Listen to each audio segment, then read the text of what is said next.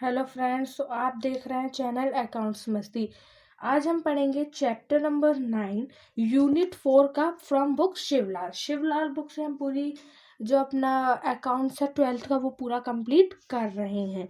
तो आज का हमारा टॉपिक है financial statement of a company. हम जानेंगे कि जो कंपनी होती है वो अपने फाइनेंशियल स्टेटमेंट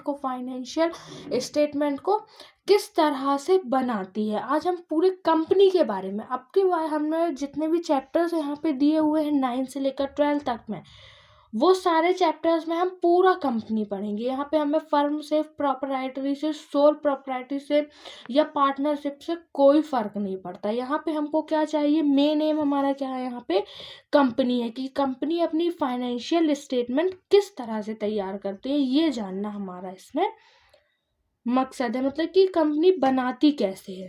तो सबसे पहले आता है इसका इंट्रोडक्शन।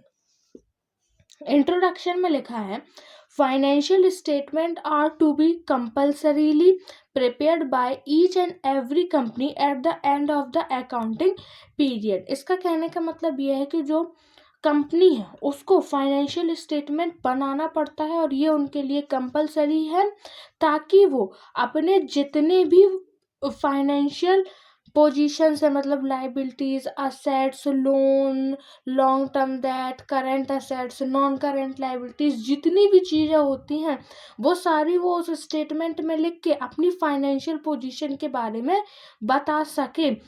और ये जो फाइनेंशियल स्टेटमेंट होता है वो एंड में बनाया जाता है, मतलब जैसे ही उनका साल क्लोज होने वाला रहता है तब ये उस स्टेटमेंट को बनाते हैं। Financial statement are the normal record of various financial activities which are prepared at the end of the year which reflect the financial position of the company। जो मैंने बताया वही लाइन यहाँ पे लिखी हुई है। मतलब ये ज़्यादा आपको पढ़ने की ज़रूरत नहीं है, आपने ये समझ लिया कि कंपनी को फाइनेंशियल स्टेटमेंट की ज़रूरत क्यों पड़ती है, मतलब आप सारी चीज़ें समझ चुके हैं। बस हमको ये देखना पड़ेगा कि वो किस एक्ट के थ्रू बनाती है और इससे हमें फ़ायदा क्या है, हम ये देख लेते हैं। तो चलिए यहाँ पे रखा हुआ थोड़ा सा मीनिंग, तो मीनिंग पढ़ लेते हैं। Financial statement are report prepared by company management to present the financial performance and position at the point of time.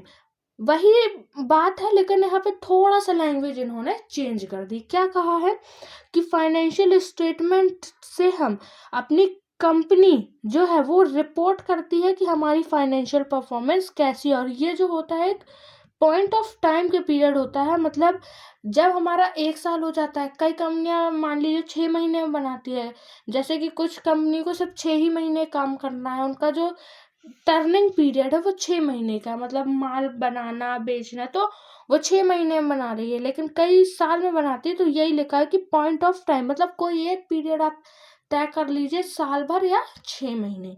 बस यहाँ पे जनरल जनरल चीजें थी। और यहाँ पे थोड़ा सा और लिखा हुआ, a general purpose set of financial statement usually includes a balance sheet. मतलब ये है कि जो फाइनेंशियल स्टेटमेंट होता है उसमें हम बैलेंस शीट बनाते हैं, मतलब पोजीशन शीट, जिससे हम अपनी पोजीशन जान सकते हैं। इनकम स्टेटमेंट बनाते हैं, पीएनएल अकाउंट बनाते हैं, और change of statement of change in owners equity. ये भी वही है जो हमने सारे अकाउंट्स पढ़े हुए हैं। प्रॉफिट एंड लॉस ट्रेडिंग है, और profit and loss appropriation account है, इनकम एक्सपेंडिचर अकाउंट है, यही सारी चीज़ें जो होती हैं। लेकिन जो कंपनी होती है वो क्या बनाती है, स्टेटमेंट बनाती है, अकाउंट नहीं बनाती। यहाँ पे आपने कहीं भी अकाउंट नहीं पढ़ा, आपने क्या पढ़ा, स्टेटमेंट।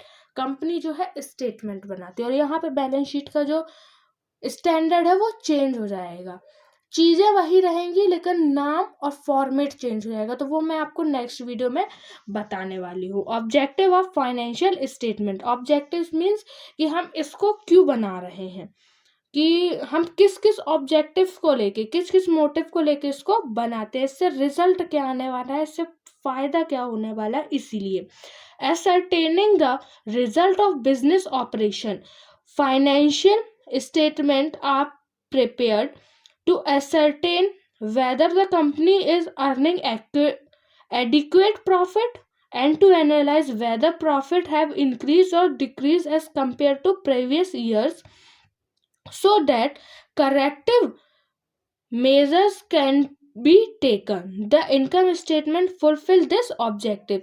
अगर हम फाइनेंशियल स्टेटमेंट बनाते हैं तो उससे हमें ये पता चल जाएगा कि हमारी कंपनी जो है अच्छा प्रॉफिट कमा रही है या उसकी जो प्रॉफिट है वो घट गया है या बढ़ गया है, तो हम क्या एक्शन लें, क्या स्कीम लगाएं, या हम क्या करें जिससे हमारा प्रॉफिट अच्छा हो जाए, या हमारा प्रॉफिट बढ़ रहा है तो क्यों बढ़ा, हमको ये पॉइंट सारे पता चल जाते हैं, इसलिए हम बनाते हैं।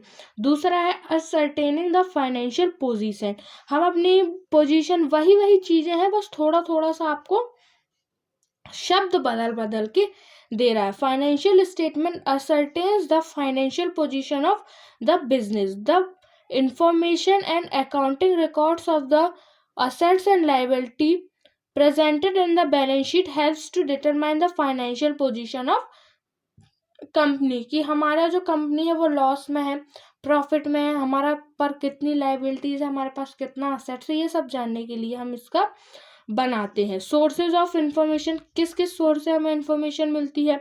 Financial statement are considered as an important source of providing various financial information. The financial managers gather the financial information from financial statement to adopt sound business policy. इससे हम अपने फाइनेंशियल बिजनेस के बारे में सारी इंफॉर्मेशन ले सकते हैं। Helpful in managerial decision making, sorry थोड़ा सा हाथ आ गया था तो लाइट थोड़ा सा डिम हो गई। चलिए हम देखते हैं क्या है। A financial manager can make a comparative analysis of profitability and financial position of business by comparing the results। मतलब ये है कि हम जब फाइनेंशियल स्टेटमेंट बनाते हैं तो कंपनी जो रहती है वो करंट ईयर और प्रीवियस ईयर दोनों का अमाउंट लेके चलती है, ताकि वो कंपेयर करते ही चले कि हमारा पहले कितना था और अब कितना हो गया। तो सारी चीज़ें यहाँ पे हम पता कर सकते हैं। जैसे हम बनाते थे तो हम सिर्फ करंट ईयर का लेके चलते हैं, लेकिन कंपनी ऐसा नहीं करती। कंपनी को, क्योंकि शेयर होल्डर्स को सबसे बड़ी बात उनको दिखाना पड़ता है कि अपने जो कंपनी है उसकी पोजीशन क्या है, इसीलिए वो करंट ईयर और प्रीवियस ईयर दोनों का अमाउंट लेके चलती है, ताकि उनको दूसरी बुक ना पकड़ना पड़े। अगर वो दूसरी बुक पकड़ेंगे तो फिर उनको टाइम लगेगा देखने में। चलिए अब देखते हैं सिग्निफिकेंस ऑफ फाइनेंशियल स्टेटमेंट, कि हम इससे किस किस चीज में प्रॉफिट पा सकते हैं, मतलब क्या क्या इसका सिग्निफिकेंस है। यहाँ पे इम्पोर्टेंस के बारे में हम जानेंगे। Importance to management, the management of the company requires up to date accurate and systematic financial information for various managerial decisions। अगर हम कंपनी का फाइनेंशियल स्टेटमेंट बना लेते हैं तो वो उससे हम कई सारा की डिसीजंस ले सकते हैं कि हमारी कंपनी अगर अच्छी चल रही है तो हम और क्या करें कि हमारी कंपनी और अच्छी चले। अगर हमारी कंपनी लॉस में जा रही है तो हम क्या स्कीम्स लाएं या हम क्या चीज़ करें जिससे कि हमारी कंपनी अच्छी चलने लगे। तो ये जो होती है मैनेजमेंट के लिए बहुत ज़्यादा इम्पॉर्टेंट होती है। हम अपने मैनेजमेंट को बता सकते हैं, जो हमारे यहाँ काम कर रहे हैं, जो हमारी कंपनी को मैनेज कर रहे हैं, उनको हम ये सारी चीज़ें बता सकते हैं कि भैया हमारी प्रोग्रेस अच्छी नहीं है तो कुछ और अच्छा कीजिए, कुछ और अच्छा सोचिए, और अगर अच्छी है तो और अच्छा करिए। इसके लिए भी हमको फाइनेंशियल स्टेटमेंट बनाना पड़ता है। दूसरा है importance to the shareholders, the shareholders are the owner of the company. ये तो आपको मालूम ही है, हम शेयर्स चैप्टर पढ़ चुके हैं कि जो शेयर होल्डर्स होते हैं वही होते हैं ओनर किसके, कंपनी के। Shareholder cannot directly participate in the day to day activities of business. जो शेयर होल्डर्स होते हैं वो रोज तो आपके बिजनेस में आ नहीं सकते, मतलब ये कि वो पैसा देंगे लेकिन बिजनेस कोई और संभालता है, ओनर वो है लेकिन काम दूसरे लोग करते हैं। तो उनको एक स्टेटमेंट चाहिए होता है एक टाइम पीरियड के अंदर कि आपने किस तरह से क्या चीज़ परफॉर्म की, कि हमारी कंपनी कैसी चल रही है, इसीलिए भी हमको ये बनाना पड़ता है। और अगर हम शेयर होल्डर्स को सही जानकारी नहीं देंगे तो वो हमारे शेयर्स नहीं खरीदेंगे, वो हमारी कंपनी से चले जाएंगे, वो हमारी कंपनी को ज्वाइन नहीं करेंगे। इसलिए भी हमको फाइनेंशियल स्टेटमेंट बनाना पड़ता है, ताकि जब हम अपने कंपनी के शेयर्स को इशू करें तो हम उनको सारी जानकारी अपनी फाइनेंशियल स्टेटमेंट के बारे में बता सकें। इम्पोर्टेंस टू क्रेडिटर्स, और अगर हम अपनी कंपनी के बारे में गलत इन्फॉर्मेशन दे देते हैं तो जो टैक्स वाले होते हैं वो आके कहते हैं कि हम आपका जो कंपनी का स्टेटमेंट है वो दोबारा बनाएंगे। इसीलिए हमको अपनी कंपनी का कभी भी गलत स्टेटमेंट नहीं देना चाहिए, नहीं तो जो इनकम टैक्स वाले होते हैं वो दोबारा से हमारा स्टेटमेंट बना लेते हैं। Importance to creditors, the financial statement serves as a useful guide for the present and future suppliers. हमें जो फ्यूचर है जिनसे हमने लोन लिया है वो हमारी फाइनेंशियल पोजीशन जानेंगे, तभी तो वो हमें लोन देंगे। जब हमारी पोजीशन ही अच्छी नहीं होगी तो कोई हमें लोन क्यों देगा, क्योंकि हम उनका इंटरेस्ट नहीं दे पाएंगे तो हमें लोन नहीं दिया जाएगा। इसीलिए क्रेडिटर्स के लिए, मतलब जब हम उनसे किसी से लोन लेंगे तो हमें ये दिखाना बहुत ज़रूरी है भैया कि हमारी जो स्थिति है वो बहुत अच्छी है, मतलब हम प्रॉफिट कमा रहे हैं, ज़्यादा नहीं कमा रहे लेकिन कमा रहे हैं, जिससे हम आपका कर्जा चुका पाएंगे। जब बैंक से भी हम लोन लेते हैं तो हमें उसमें भी सारी चीज़ें देनी पड़ती है कि हमारी ईयरली इनकम कितनी है, हम ये करते हैं, हम ये करते हैं, ऐसे हमको सारी चीज़ें बतानी पड़ती है। इम्पोर्टेंस टू लेबर एम्प्लॉयज़, अगर हम वर्कर्स को अच्छा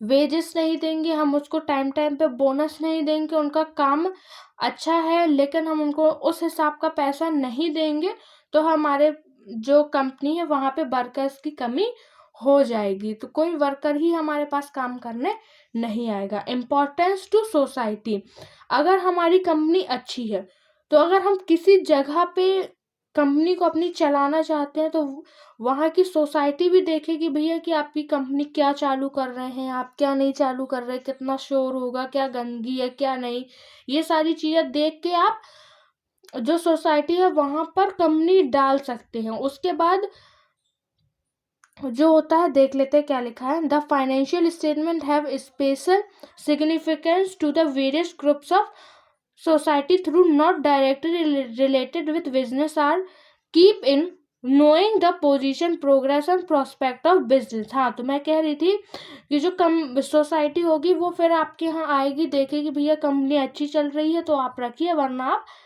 यहाँ से चले जाइए। जो कब सोसाइटी का मालिक होता है ना कोई एक, उसके बाद अपन सब फ्लैट खरीदते हैं वहाँ पे, उसी टाइप से है ये। Business utilise various resources of the society and earns profit, जो बिजनेस होता है उसमें बहुत सी हमें स्कीम से बहुत सी प्रैक्टिसेस करनी पड़ती है, बहुत सी चीज़ें करनी पड़ती है, तब हम उसमें से प्रॉफिट जो है वो अर्न कर पाते हैं। Importance to nation, the rise and growth of corporate sector to a great extent influence the economic progress of a company, the amount of tax collected, employment opportunities। इसका मतलब ये है कि हमको अपने देश को बढ़ाने के लिए भी, उसको ग्रो करने के लिए भी इसको बनाने की ज़रूरत पड़ती है। तो ये थे कुछ आपके 5 से 6 सिग्निफिकेंस ऑफ फाइनेंशियल स्टेटमेंट। यहाँ पे एक छोटा सा टॉपिक और बचा हुआ है, उसको भी हम समझ लेते हैं। वो है schedule 3 of the companies act 2013। मतलब ये है कि जो हमारी कंपनी है वो इस एक्ट के थ्रू रजिस्टर की जाती है। मतलब जब हम अपनी कंपनी खोलते हैं तो हमको schedule 3 of companies act, company act जो 2013 में 2013 में बना था, उसमें एक शेड्यूल है जिसका नाम है 3, उसके अंदर हमारी कंपनी जो है वो रजिस्टर होती है, तभी उसको लीगल माना जाता है। अगर आप उसको रजिस्टर नहीं करवाते तो वो इलीगल प्रोसेस में आता है। देखते हैं यहाँ पे थोड़ा सा क्या लिखा है।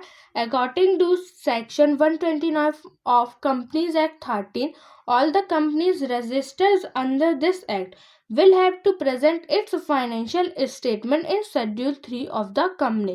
और अगर हमारी कंपनी रजिस्टर हो जाती है उसके बाद हमें अपनी फाइनेंशियल स्टेटमेंट की जानकारी उनको देना पड़ता है कि हमारी कंपनी कैसी चल रही है।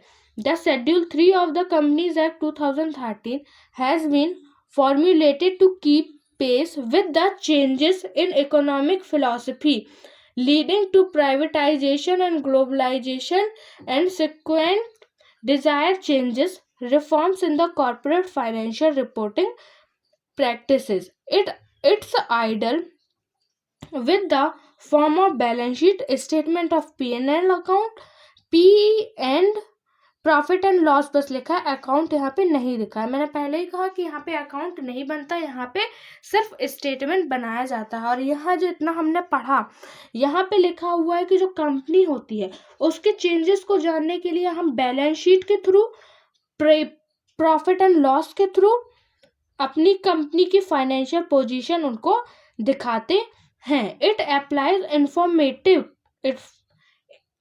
Informative to all the companies registered under the Companies Act 13 for the preparation of financial statement of a accounting year। हम जब अपनी कंपनी को रजिस्टर करवा लेते हैं तो वहाँ पे भी हमको अपनी जानकारियाँ देनी पड़ती है, जिसके लिए हम फाइनेंशियल स्टेटमेंट बनाते है। तो आज की वीडियो यहीं पे ख़त्म होती है, क्योंकि जो बैलेंस शीट वाला टॉपिक है वो थोड़ा बड़ा है, जिसको मैं नेक्स्ट वीडियो में कवर करूँगी। वही 15 से 20 मिनट की वीडियो वही हो जाएगी, क्योंकि बैलेंस शीट में हम एक एक चीज़ों को जानेंगे कि करंट एसेट्स क्या है, करंट लाइबिलिटीज़ क्या है। इसीलिए आज की वीडियो यहीं ख़त्म हो रही है। अगर वीडियो अच्छी लगी तो लाइक करें, चैनल पे ऐसे ही बने रहने के लिए सब्सक्राइब करो और बेल आइकन को ऑल में प्रेस करें ताकि सभी नोटिफिकेशंस आप तक मिल जाए। अगर ये वीडियो अच्छी लगी तो क्या करना है, आपको लाइक करना है और कमेंट करना ना भूलें, क्योंकि कमेंट आप जब करते हैं तभी मैं वीडियोस और बनाती हूँ। तो चलिए मिलते हैं नेक्स्ट वीडियो में।